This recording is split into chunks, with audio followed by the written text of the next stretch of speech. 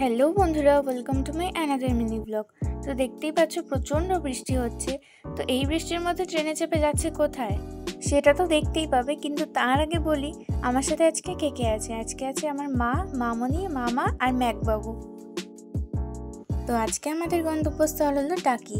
আশা করি তোমরা অনেকেই জেনে থাকবে টাকিতে অনেক রকম ঐতিহাসিক জায়গা আছে। এছাড়াও আছে ইছামতি নদী, যেটা ভারত আর বাংলাদেশের মাঝখান থেকে বয়ে চলেছে। এগুলো দেখার জন্যই আমরা রওনা দিয়েছি টাকির উদ্দেশ্যে। আর এখানে মামা ট্রেন থেকে নেমে ম্যাককে ভয় দেখাচ্ছিল।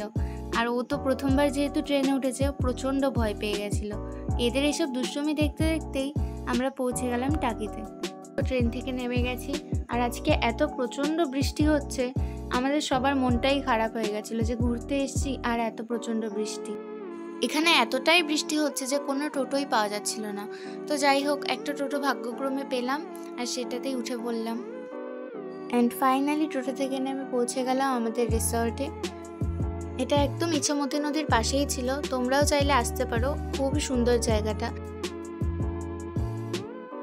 আর এখানে যে বিকেলের ভিউটা জাস্ট ওয়াও, সেটাও তোমাদের সাথে শেয়ার করব। তার আগে চলো ভেতরে ঢোকা যাক।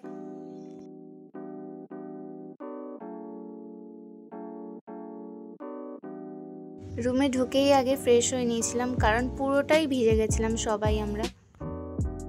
এরপরেই দিয়ে গেল দুধ চা। আর চা খেতে খেতে বাইরেটা বেরিয়ে দেখি, ও মা, এখানে তো একটা পাখির খাঁচাও এনে রেখেছে। কি সুন্দর পাখিগুলো! এত বৃষ্টি দেখে ম্যাকও খুব এক্সাইটেড হয়ে গেছিল যে ও বৃষ্টিতে ভিজবে। ঘুরতে এসেছি, কিন্তু বাইরে এতটাই বৃষ্টি হচ্ছিল যে সবারই মাথায় হাত পড়ে গেছিল।